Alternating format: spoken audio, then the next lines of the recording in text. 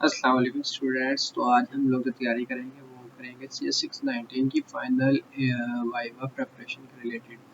तो इसमें हम जो है CS403 फेवरेट सब्जेक्ट रखेंगे और PPT स्लाइड्स जो है आपकी वो और जो क्वेश्चन आएंगे वो सारे सॉल्व करेंगे। ठीक है, साथ साथ मैं आपको बताता रहूँगा और साथ साथ मतलब मैं आपको यहाँ से प्रैक्टिकल और चीज़ें भी मतलब दिखाता रहूँगा कि जो जो हमने की हुई हैं। ठीक है, और अब हम अपना यहाँ से स्टार्ट करते हैं और लेट्स गो। तो किधर गया प्रेजेंटेशन हमारी ये। अच्छा, इसमें हम जो है हमने सबसे पहले अपने प्रोजेक्ट का स्कोप देखना होता है कि वो क्या है, किस रिलेटेड हमारा प्रोजेक्ट है। तो आप बेसिकली आप देखिए कि आपने एक दफ़ा ये रिवीजन कर लेनी है जो आपको पीपीटीज दी हुई हैं। इसके अंदर लिखा हुआ है कि आपका प्रोजेक्ट किस रिलेटेड है। फॉर एग्जांपल जैसे ये प्रोजेक्ट है डे केयर मैनेजमेंट सिस्टम के रिलेटेड। ठीक है, तो इसमें देखेंगे इसमें लिखा हुआ है कि जी ये एडमिनिस्टर है, ये वर्ल्ड वाइड चलेगा, ये सारे स्टूडेंट्स या चिल्ड्रंस और स्टाफ के लिए बहुत अच्छा है। इसमें मतलब एक हर तरीके से हमने मैनेजमेंट की हुई है, मेंटेनेंस की हुई है। ये चीज़ मतलब डेफिनेशन जस्ट आपने उसके अंदर बतानी होती है अपने प्रोजेक्ट के। ये देखिए ना, मैंने लिखा हुआ है यहाँ पे स्पेसिफिक गोल्स उसके होने चाहिए, उसके डिलीवरेबल्स फीचर्स होने चाहिए, फंक्शंस क्या क्या हैं, काम क्या कर सकता है और मतलब ये चीज़ें।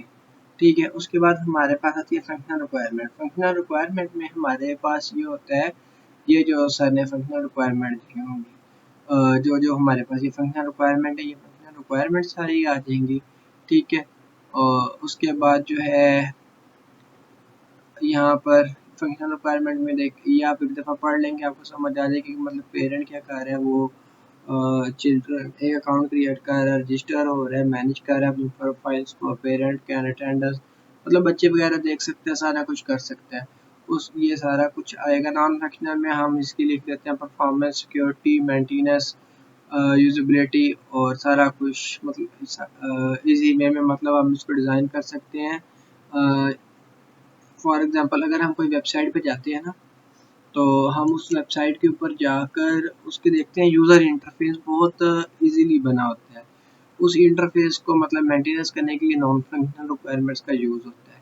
अच्छा, आगे बात आती है use case diagram. Use case diagram क्या होता है? अच्छा, यूज़ केस डायग्राम को ना हम जो है इजी वे में रिप्रेजेंट करते हैं अपना रिलेशनशिप्स को हमें शो करना होता है। जैसे फॉर एग्जांपल ये हमारे पास एक्टर है, ये हमने जो कनेक्शन लगाए हैं मतलब ये देखे ना हमने, ये हमारे पास सबसे पहले होती है बाउंड्री। ठीक है, बाउंड्री के अंदर हमने यहाँ पे लिखा हुआ है सिस्टम बाउंड्री। उसके बाद हमने क्या किया कि इसके अंदर सारे के सारे यूज केस अपने डाल दिए कि यूज केस काम क्या कर रहे हैं। ठीक है, फिर हमने ये एक्टर है, एक्टर को मिला, एक्टर बनाया है कि एक्टर किस किस के साथ क्या लिंक होगा। ये एसोसिएशन है कि मतलब यहाँ पर हमारी एसोसिएट हो रहा है, लिंक हो रहा है आपस में जो हमारा यूज केस है उसके साथ। तो ये होता है यूज केस डायग्राम। इसके अंदर क्या करते हैं हम अपने जो है रिलेशनशिप्स को जाहिर कर रहे होते हैं। ठीक है, अब ये देखें यहाँ पर फॉर एग्जांपल अगर यहाँ पर मैं करता हूँ टूर गाइड मतलब बिजनेस एक्टर है। ठीक है, वो क्या करेगा कि एसोसिएट हो यहाँ पर सबसे पहले हम देखेंगे, यहाँ अपनी बाउंड्री देख रहे हैं कि हमारा बाउंड्री क्या है। ठीक है, हमने बाउंड्री देखी और ये इसको मैं थोड़ा ऊपर कर लेता हूँ। हाँ, अब देखिए बाउंड्री देखी। अब बाउंड्री के बाद हमारे पास क्या है कि हमने ग्रुप चेक इन किया, मतलब हमने सबसे पहले रिक्वायरमेंट देखी, रिक्वायरमेंट क्या है।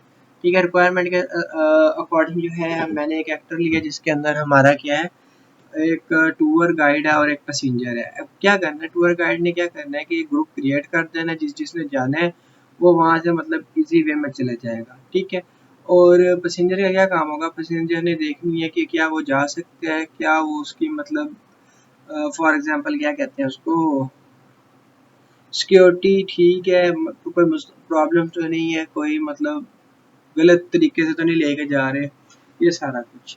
उसके बाद ये देखें इंक्लूड का क्या मतलब होता है कि इंक्लूड में होता है कि हमारा रिलेशनशिप इंक्लूड हो रहा है, और एक्सटेंड का मतलब होता है कि हम अपने रिलेशनशिप को आगे एक्सटेंड कर रहे हैं। उसके बाद जो है हम ये उसके बाद आ जाता है ये हमारा वन और मल्टीप्लाई। अच्छा, वन मल्टीप्लाई का क्या मतलब होता है, वन का मतलब होता है कि हम वन टू मैनी रिलेशनशिप्स।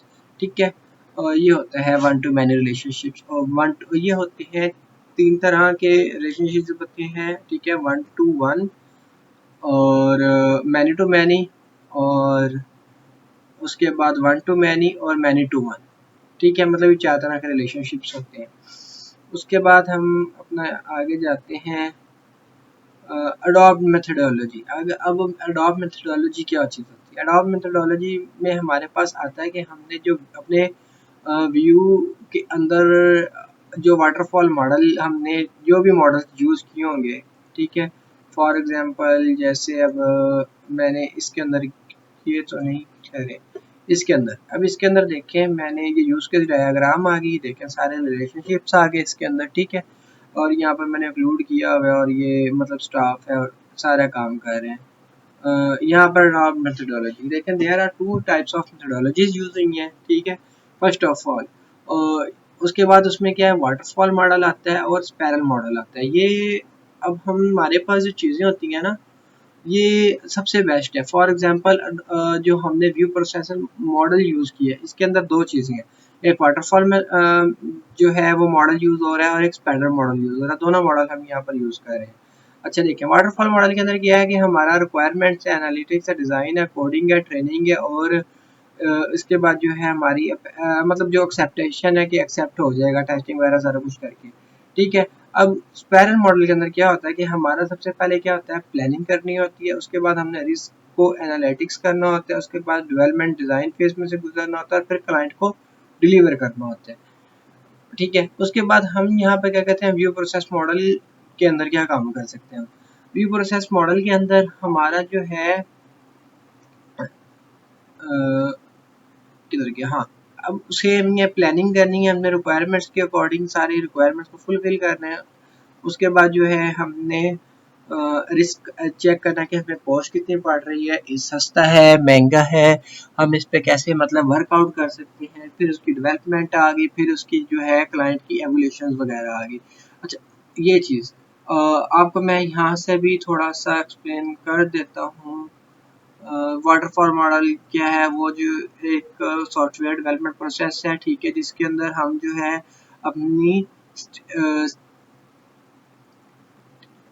अपनी जो है हम एक मॉडल वाटरफॉल मॉडल के अंदर क्या कर सकते हैं, एक फेज से गुजर रहे हैं, ठीक है, मैंने आपको आगे ये बताया कि ये फेज वाइज हम इस पे वर्क कर रहे होते हैं, ठीक है।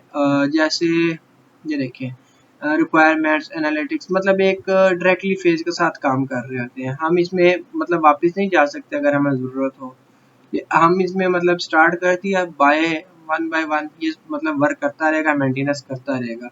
ये देखें जैसे इसके अंदर ये है। अब अच्छा, इसकी रीज़न क्या है कि हमने व्यू प्रोसेस मॉडल क्यों यूज़ किया, ये क्या है कि इसके अंदर हमें 2 मॉडल मिलते हैं, एक जो है मैंने आपको ऑलरेडी बताया था, ये देखें, ऑलरेडी बताया कि हमें 2 मॉडल मिलते हैं, एक वाटरफॉल मॉडल और एक स्पाइरल मॉडल, ठीक है। 8 मिनट की वीडियो हो गई है, ओके। उसके बाद जो है ये मिलता है, और हाँ ओके, फिर उसके बाद हम एक सीक्वेंस के अकॉर्डिंग चल रहे होते हैं, फिर इसमें हमें इजी वे में जो है रिस्क का पता लग जाता है कि हमने कितना काम कितनी देर में करना है और कैसे करना है, इसको कैसे कंप्लीट करना है। अब इस पार्ट 1 में इतना ही करेंगे, और पार्ट 2 में जो है फिर अभी जो है सीक्वेंस डायग्राम डिस्कस करते हैं।